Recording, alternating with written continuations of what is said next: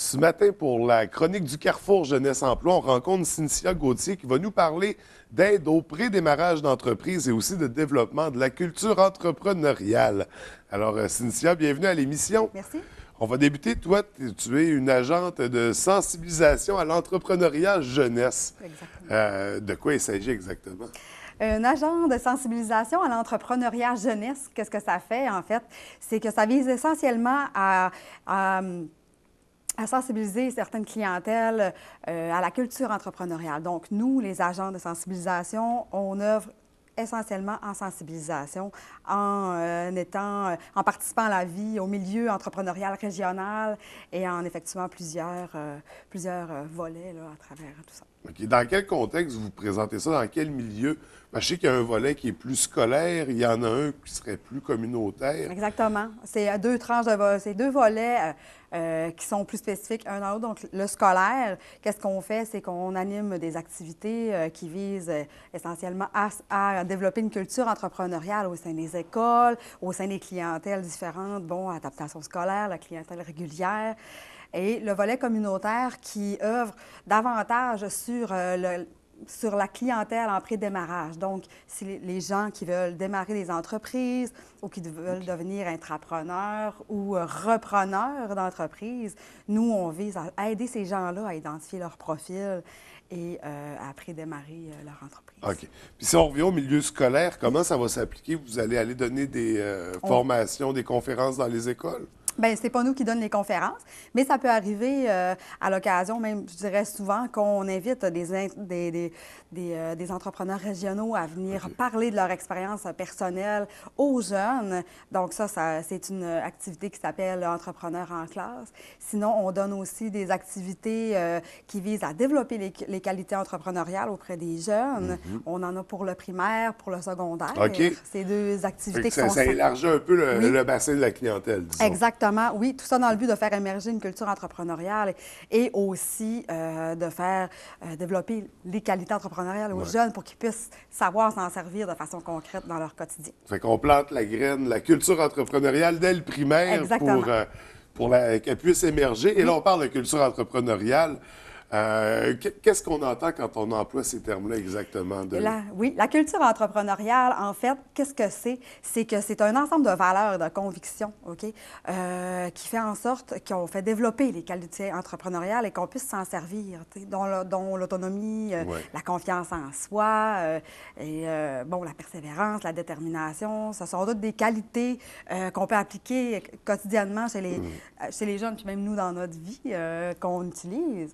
Donc, ces qualités-là font en sorte que c'est une culture entrepreneuriale qu'on s'en sert. Là. Puis comment on les transmet, ces qualités-là, ces valeurs-là? C'est vraiment en discutant, en montrant, en démontrant, c'est justement par les conférences. La personne a beaucoup de leadership, donc c'est inspirant. Oui. C'est comme ça que ça va se transmettre, finalement? C'est vraiment dans les conférences? Oui, bien, on utilise souvent des exemples concrets pour que les jeunes puissent se reconnaître dans les entrepreneurs ou puissent reconnaître « Ah, moi, j'ai cette qualité-là, je suis capable de m'en servir, donc moi, je me lève le matin, j'utilise mon autonomie, mon parent n'a pas besoin de me réveiller, je me lève tout seul. » Et ainsi de suite. On essaie de faire identifier les jeunes. Ah, regarde, tu les as peut-être, ces clients, ces qualités-là. Donc, comment tu peux les utiliser au quotidien, tout ça? Fait que c'est des qualités qui servent aussi, pas juste pour la culture entrepreneuriale, c'est des belles qualités en général aussi. Oui. Mais là, on va revenir, c'est ça, à l'entrepreneurship. Si moi, je veux démarrer mon entreprise, je veux profiter de vos services, comment ça va fonctionner? Ça va être quoi les étapes? Bien, la première étape, c'est de prendre évidemment rendez-vous avec nous dans un de nos 3 points de service, Jonquière, Chicoutimi ou Labbé, parce que nous, on est 2 agentes de sensibilisation à l'entrepreneuriat jeunesse qui couvrent le territoire au complet du Saguenay. OK, donc ça va être toi ou une autre personne. Collègue. Ou ta collègue, c'est bon. Exactement. Donc, prendre rendez-vous avec nous. Avec nous, on vérifie, on regarde le profil entrepreneurial, on regarde aussi, le projet. Qu'est-ce que c'est le projet? De quelle façon ça correspond avec le profil entrepreneurial de la personne? Donc, on identifie ça. Et après ça, on peut développer un peu plus le projet.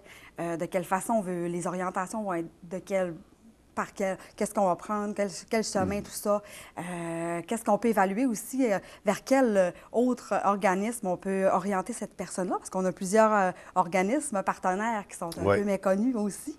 Donc vous pouvez faire des liens avec, c'est ça, pour venir aider à faire ressortir le projet. Oui. Juste pour revenir au niveau du profil entrepreneurial, qu'est-ce qui ressort, admettons?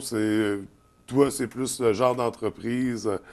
Qu'est-ce qu'on entend par le profil? Bien, le profil entrepreneurial, c'est un peu comme avec les qualités que je vous parlais tout à l'heure. Qu'est-ce qu'on a, nous, en tant que... Qu'est-ce qui fait de nous un entrepreneur potentiel? Qu'est-ce qui fait qu'on est entrepreneur? OK. Hein? Parce qu'entrepreneur ne veut pas nécessairement dire avoir une entreprise. Être entrepreneur, c'est aussi en dedans de soi, donc les qualités entrepreneuriales.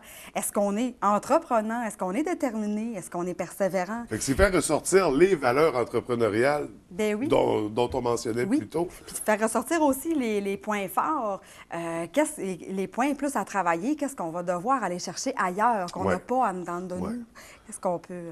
Fait que ça permet d'évaluer les besoins, justement, puis de savoir, ça va me manquer, exactement. Soit je le développe ou...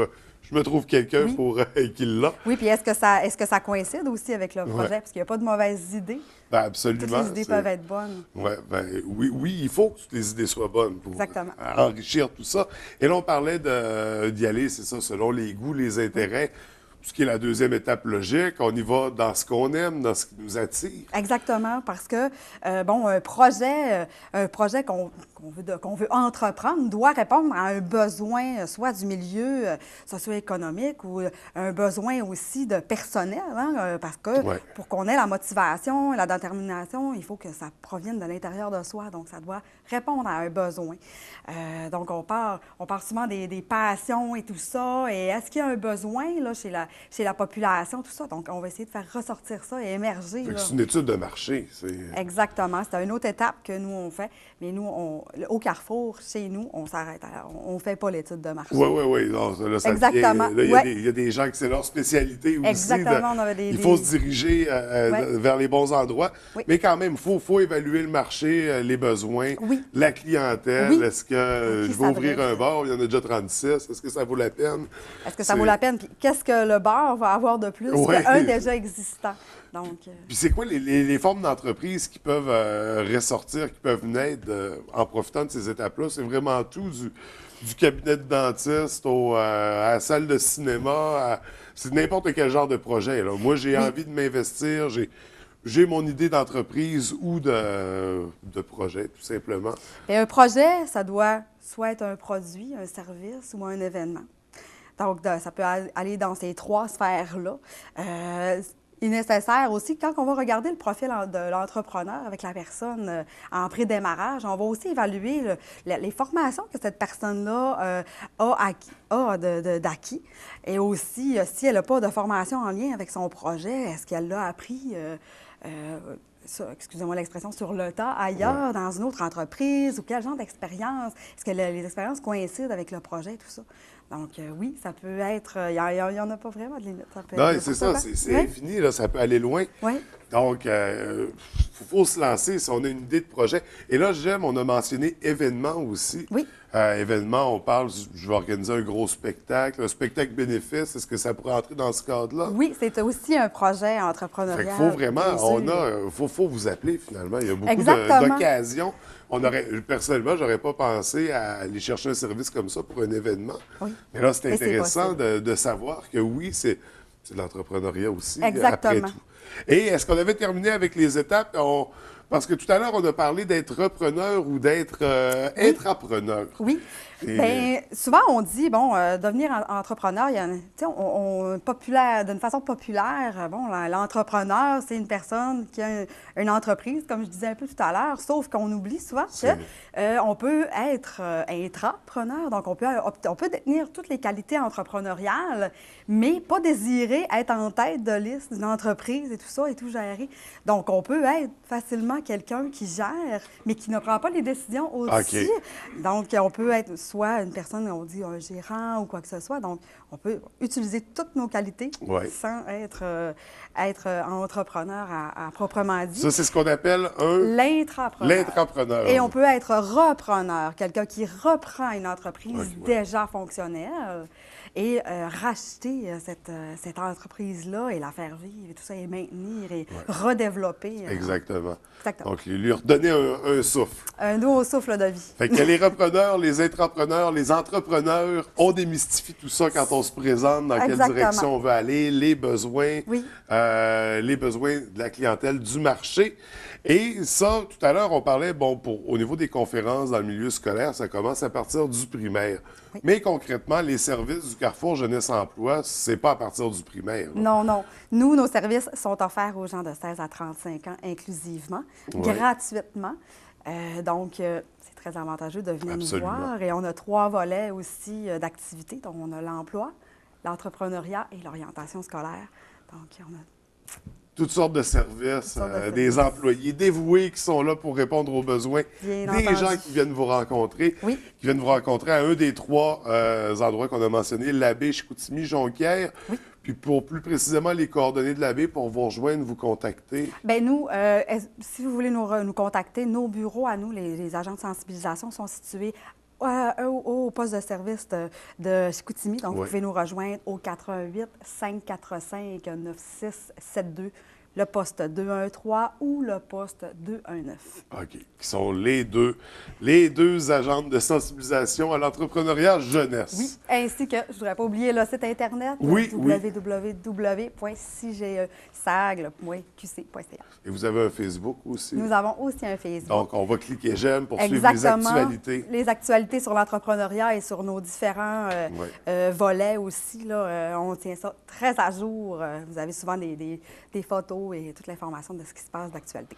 Bien, merci beaucoup, Cynthia. C'est drôlement intéressant. J'invite les gens à continuer à s'informer sur le projet puis à ne pas hésiter à vous contacter. Évidemment. Parce que, c'est ça... Il n'y a pas de mauvaise idée. On vit des fermetures ces temps-ci beaucoup. Bien, c'est peut-être le temps, justement, de se reprendre en main puis de redévelopper notre belle région. Merci beaucoup, Cynthia. Je te souhaite une belle journée. Bonne journée à toi aussi.